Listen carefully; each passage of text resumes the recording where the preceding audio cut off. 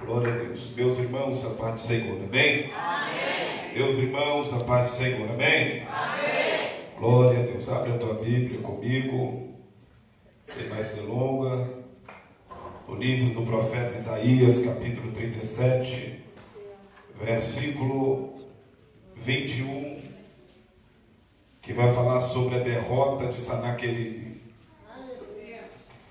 Isaías, capítulo 37.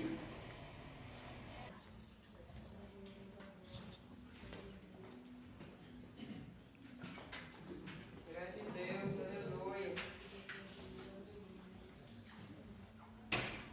Nós te adoramos nesta hora, bendito Deus. Exaltamos a grandeza do teu poder. Declaramos, ó Deus, que tu és a nossa salvação, a nossa alegria. Deus, de poder e glória, aleluia, Jesus. Seja engrandecido nesse lugar, Pai. Esse culto é para ti. Glória a Deus. Esse culto é para exaltar teu santo nome. Esse culto, Senhor, é para poder proclamarmos a tua salvação. Deus, fiel e salvo, aleluia, Jesus. Deus, é para nos Glorificado e exaltado é o teu nome, Pai querido, aleluia. Aceita, Senhor, Glória a a nossa glórias, oração. aleluia. Aceita, Jesus, da glória e providência. Grande Deus, aleluia. Meus irmãos, vamos ler o texto enquanto se prepara ali. Diz aqui o texto, Isaías capítulo 37, versículo 21, diz assim: Então Isaías, filho de Amós, mandou dizer a Ezequias: Assim diz o Senhor Deus de Israel, quanto aos que pediste acerca de Sanaqueribe, rei da Síria, esta é a palavra que o Senhor falou a respeito dele. E a virgem de Sião te despreza e de ti zomba. A filha de Jerusalém balança a cabeça por detrás de ti. A quem afrontaste e contra quem blasfemaste? Contra quem ergueste a voz e ergueste os teus olhos ao alto? Contra o Santo de Israel. Por meio de teus servos afrontaste o Senhor, e disseste: com a multidão dos seus carros subiste, eu ao cume dos montes, e aos últimos recessos do Líbano, cortarei os seus altos cedros, e as suas faias escolhidas, e entrarei na altura do seu cume, ao bosque do seu campo fértil. E eu cavei e bebi a água, com a planta de meus pés sequei todos os rios dos lugares sitiados. Porventura não ouviste que já há muito tempo eu fiz isto, já desde os dias antigos tinha formado? Agora, porventura, o fiz vir, para que foste o que destruíste a cidade fortificada, e reduziste aos montões de ruína. Amém. Até aqui. Meus irmãos, vai se assentar em nome de Jesus. Observa bem, eu quero estar pregando sobre um tema. É necessário atitude para Deus reverter a situação. Quando nós olhamos para o texto de Isaías, capítulo 37, nós vamos ver que essa história começa no capítulo 36. No capítulo 36, a Bíblia vai falar acerca do início dessa história. No capítulo 36, a Bíblia diz assim: e aconteceu no 14º do rei Ezequias. Aconteceu no ano 14º do rei Ezequias, que Sanaqueribe, rei da Síria, subiu contra a cidade fortificada de Judá e as tomou. Então escute bem, a Bíblia está dizendo aqui que foi bem logo após que o rei Joaquim ele vai perder o seu reinado. A Bíblia diz que o rei Joaquim ele vai ser levado preso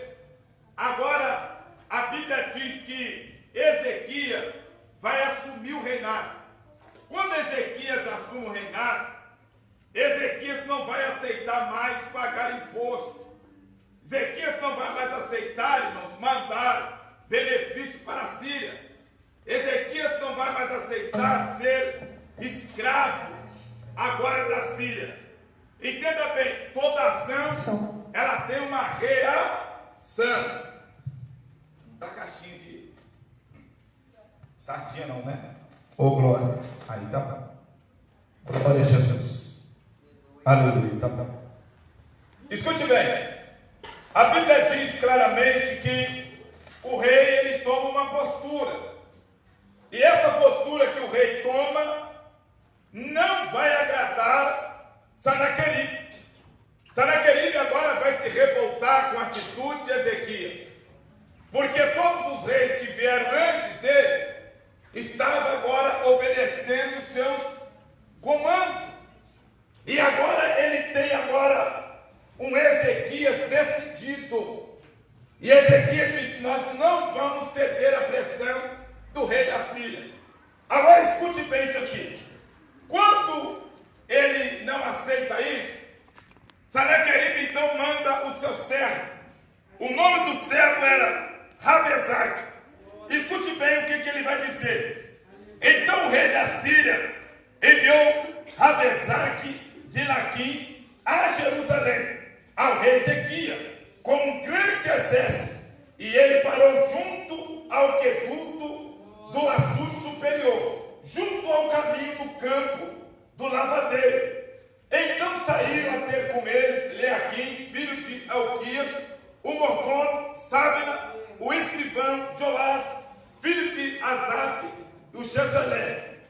E Rabezaque disse: ora, dizei a Ezequias, assim diz o grande rei, o rei da Síria, que confiança é essa? Que confiança é essa em que esperai?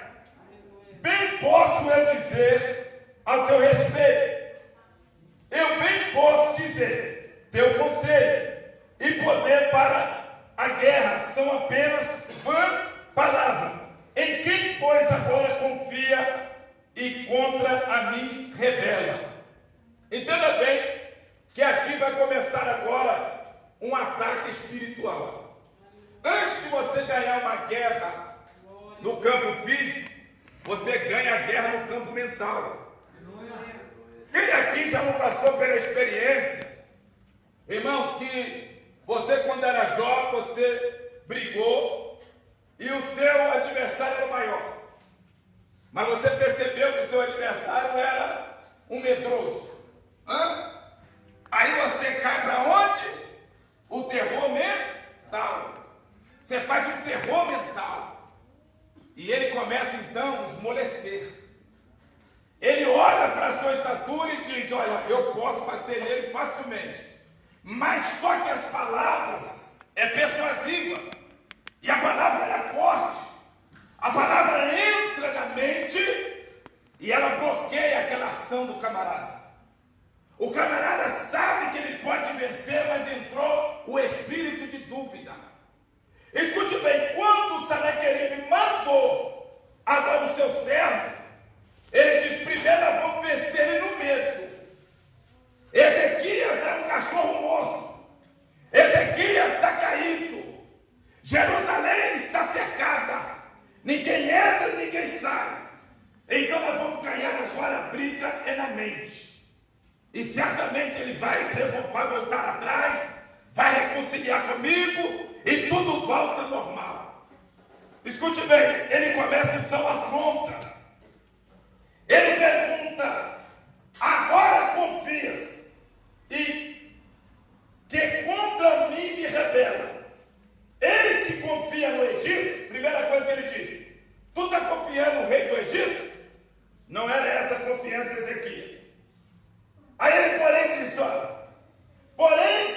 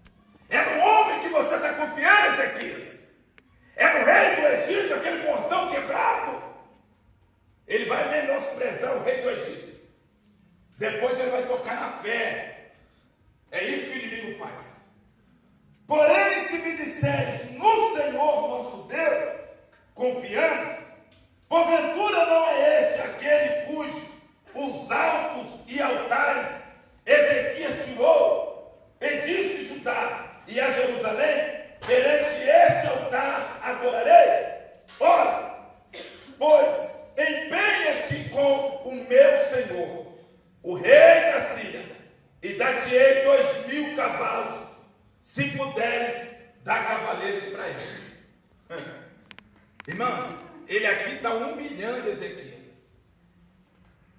Ele zomba da fé de Ezequias. E depois ele diz: olha, se alinha com o meu rei, nós vamos te dar 2.000 cavalos. Se você tiver cavaleiros para ele. Quer dizer, você não tem nem 2.000 homens para lutar. Você não tem cavaleiros. Vou te dar 2.000 cavalos, mas você não tem homens para montar nesse cavalo. Ele está dizendo: é melhor você voltar atrás e fazer aliança comigo, porque senão vai morrer todo mundo. E ele começa ainda, olha só, ele vai: como pois poderá repelir um só príncipe dos menores servos do meu senhor, quanto confias no Egito, por causa dos seus carros e cavaleiros?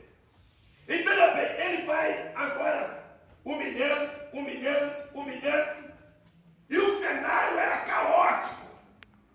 Ezequias agora se sente, irmãos, a pulga da mula de Balaão.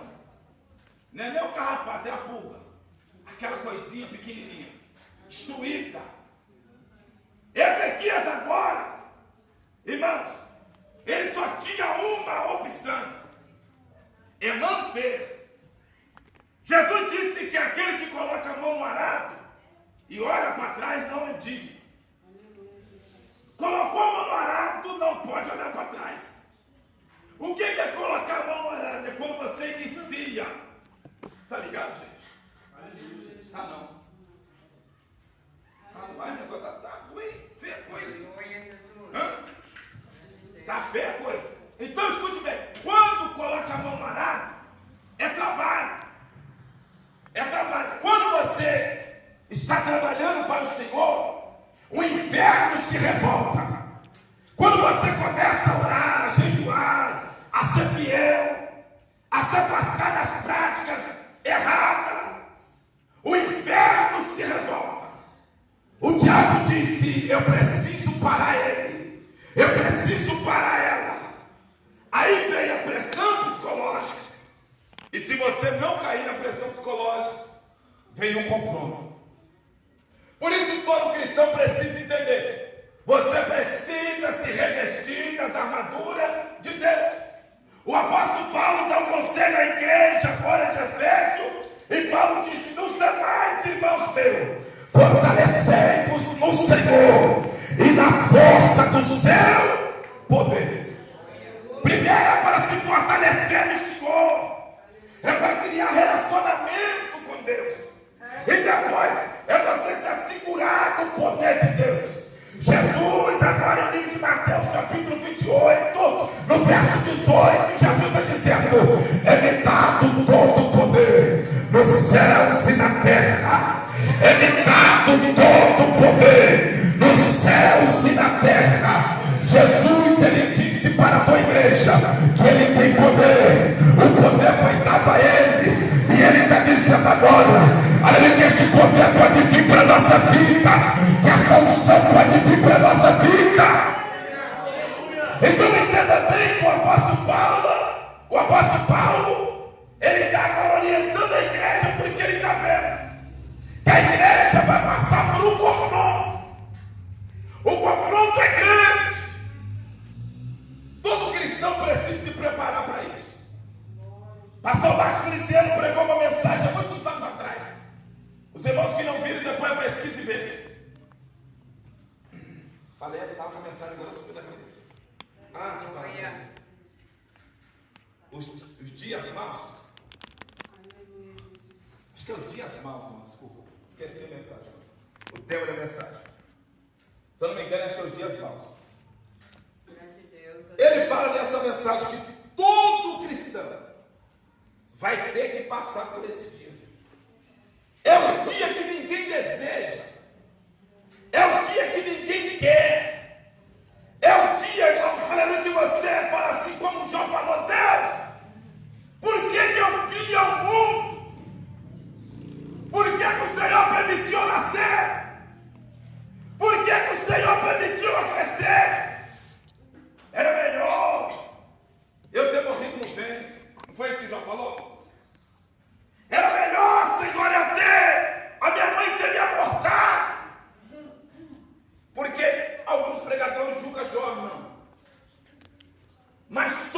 está passando que sabe. Não é verdade? Só você que está passando a dor que sabe, que entende o tamanho da tua dor.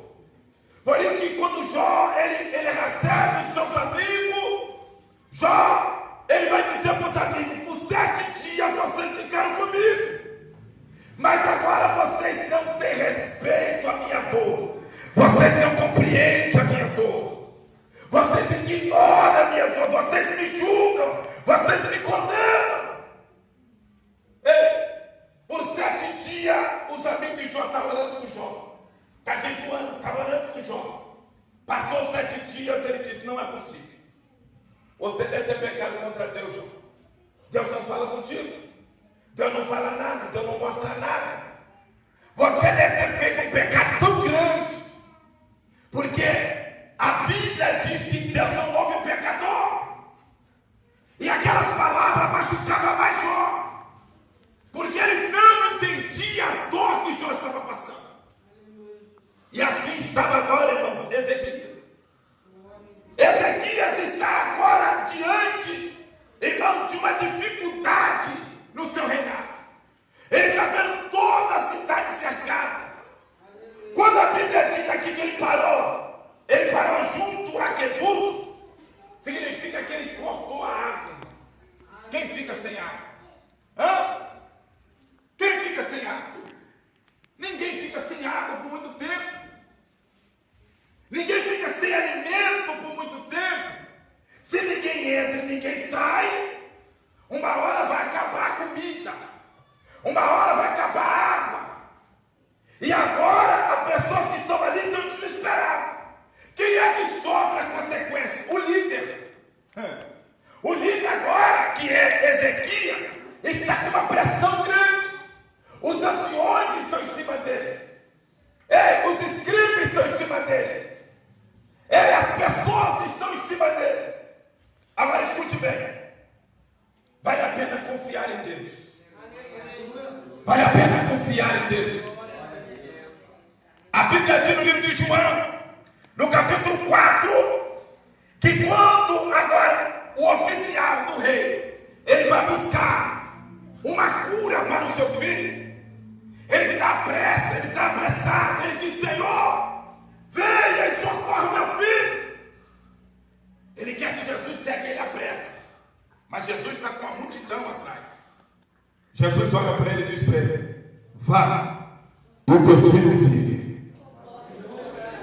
A Bíblia diz que ele confiou, lê o texto e você vai ver, ele confiou na palavra, e ele vai, caminho de 2 dias para a sua casa.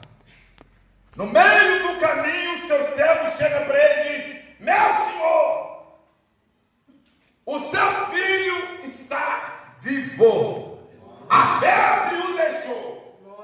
E ele pergunta: que hora que foi isso? E o seu servo disse para o seu senhor: por volta de 1 hora da tarde. Então ele vai entender que foi exatamente aquela hora que Jesus falou para ele: vai, porque o teu filho viverá. Vale a pena confiar na palavra do Senhor. Vale a pena acreditar na palavra de Deus. A Bíblia diz que agora no capítulo 37, escute bem, e aconteceu que, tendo ouvido isso, o rei Ezequias rasgou as suas vestes e se cobriu de saco. Entrou na casa do Senhor. Entenda bem, irmão, nós somos o único povo de Deus, o único povo, aliás, na face da terra, que temos armas espirituais para lutar contra o inferno. E Paulo vai dizer aos Coríntios que essas armas são poderosas para destruir fortaleza. Entenda bem que ele, quando recebe a notícia, o que ele faz? Ele rasga as suas vestes. Humilhação. Ele vai agora sair do trono, vai tirar a coroa, vai colocar agora pano de saco, vai cingir de cinza. E a Bíblia diz que agora ele entra e se humilha. Escute bem. E disseram-lhe assim, diz o rei, disseram-lhe assim, diz Ezequias, este dia, olha o que é, o que Ezequias diz. E disseram-lhe assim, diz Ezequias: esse dia é dia de angústia, de vergonha, de blasfêmia, porque são chegados os filhos ao parto. Porque são chegados os filhos ao parto, e força não há para dá-los à luz. Porventura o Senhor teu Deus terá ouvido as palavras de Ramesaque, a quem o rei da Síria, o Senhor, enviou para afrontar o Deus vivo e para recuperá-lo com palavras que o Senhor teu Deus tem ouvido. Faz orações pelos remanescentes que ficou. Entenda que não ficou muito. Em todo período de guerra não fica muitos. Essa palavra remanescente você vai ver muitas vezes na Bíblia. Quem são esses? São os escolhidos de Deus. São aqueles que a missionária falou aqui no início. São os xodozinhos de Deus. E que muitas das vezes não aparecem, não estão contados, ninguém vê eles, mas eles são os remanescentes. Eles são aqueles que a Bíblia diz, ó, estão sobre a rocha. Veio o vento, veio a chuva, veio a tempestade, bateram na casa, mas a casa permaneceu intacta. Por quê? Porque estão firmados na rocha. Agora Ezequias diz: orai por esses remanescentes que ficou. Ora por eles. Porque são dias, irmão, de luta. São dias de treva. São dias difíceis. São dias que nós queremos que Jesus volta logo. O nosso irmão, o prefeito Luiz, falou aqui acerca da economia. Irmão, dia após dia está pior. Pega aí uma semana, vai em dezembro para tu ver. Lojas, mais lojas fechando. Você vai ver agora que há um desespero para as pessoas venderem. Porque ninguém está vendendo nada. Ninguém quer comprar nada. Se vai comprar um telefone, você vai chorar mais do que cego à beira do caminho. O telefone cair pelo menos 10%. Porque a coisa está preta, a coisa está feia. Está difícil. Aí você entende que agora a Bíblia está dizendo que é os últimos dias da igreja. A igreja precisa se preparar para o arrebatamento. Se vocês estão ligados, vocês viram o que aconteceu no Havaí. O Havaí é aquele lugar lindo, maravilhoso. Mostra lá, se você entrar no TikTok, tá lá, antes e depois. No Instagram também, antes e depois. Uma belezura e depois. Parece até o deserto, cenário de guerra, destruído. E agora, onde que está isso agora? Está no Canadá. O Canadá está pegando fogo. O fogo está incontrolável. É isso que Jesus disse, olha, nos últimos dias, irmãos, nós ouvimos gemidos. Paulo vai escrever a Romanos capítulo 3 dizendo a mesma coisa. Toda a terra geme. Toda a terra geme. Paulo agora não vai largar só o mundo. Paulo vai colocar um navio e vai dizer, nós também. Nós que temos o penhor do Espírito. Quem é esse nós também? A igreja. Quem é que tem o penhor do Espírito? Quem é que tem o selo do Espírito? A igreja. Paulo diz, a igreja também está sofrendo junto. A igreja também está recebendo junto. A igreja também está passando por um momento difícil. Ei, mas entenda bem, Sanaqueribe foi longe demais. Sanaqueribe tocou em Ezequias. Sanaqueribe tocou no caráter de Ezequias. E depois agora ele vai tocar na fé de Ezequias. Quando ele Ezequias dá ruim. Quando ele mexe com a fé de Ezequias, vai dar ruim para ele. Porque, escute bem, quando ele faz isso, a Bíblia vai dizer isso aqui, ó. Escute bem. Do versículo 30, do versículo 29, do capítulo 37 que nós lemos, do versículo 29. A Bíblia diz assim: por causa do teu furor contra mim, e por causa da tua arrogância, subiu até os meus ouvidos. Portanto, porei o meu anzol no teu nariz, e o meu freio nos teus lábios, e te farei voltar pelo caminho por onde vieres. Deus vai dizer isso a respeito de quem? De Sanaqueribe. Deus diz: olha, por causa da tua afronta, por causa da tua arrogância. Porque Rabezaque dizia: quem é o Senhor? Quem é Deus? Perante o meu rei, um homem poderoso, um homem grande. Mas, irmãos, ninguém é maior do que o nosso Deus. Não há demônio, não há principado, não há potestade, não há homem, não há Deus.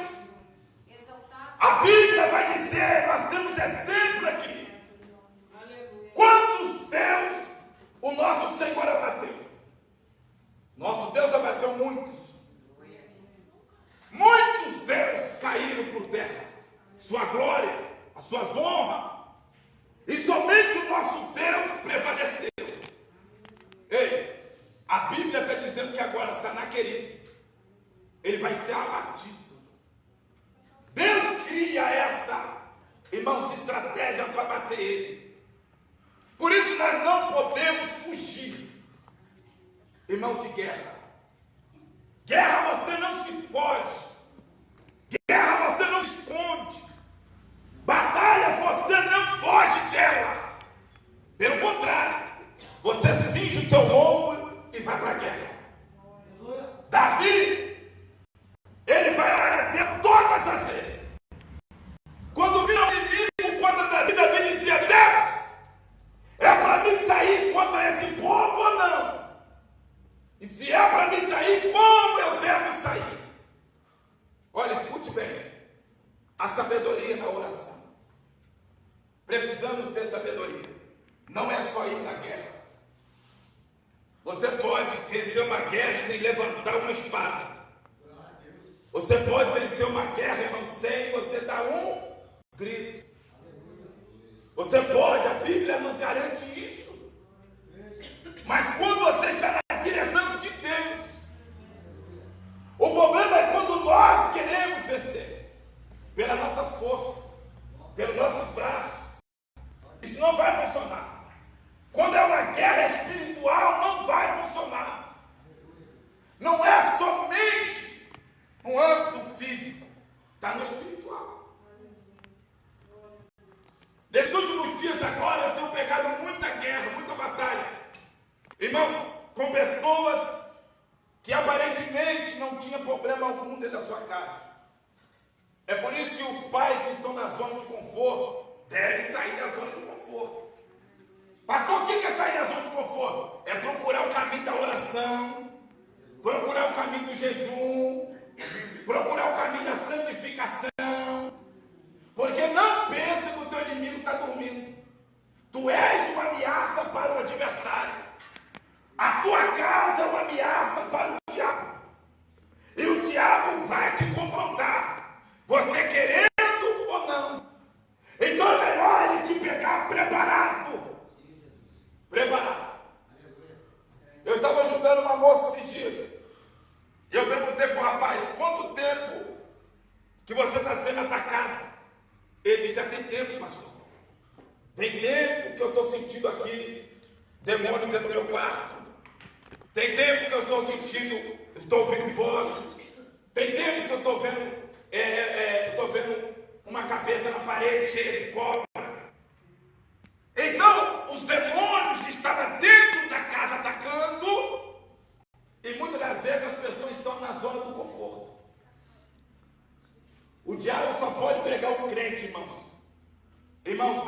qualquer maneira quando ele não está orando. Deus fala. A missionária, minha testemunha, há um ano atrás, eu disse para ela, eu saí da oração 3 horas da tarde, eu falei para ela, Deus mandou tu se preparar, não foi? Deus manda tu se preparar, que bomba está vindo aí. E é coisa pesada, mas não faz nada, deixa Deus trabalhar. Deus fala. Ninguém vai pegar servo de Deus despreparado. Você que ora, deixa eles pensar que você está dormindo. Deixa eles pensar que você não está cochilando. Mas você que conhece como Ezequias, olha aqui que a Bíblia diz.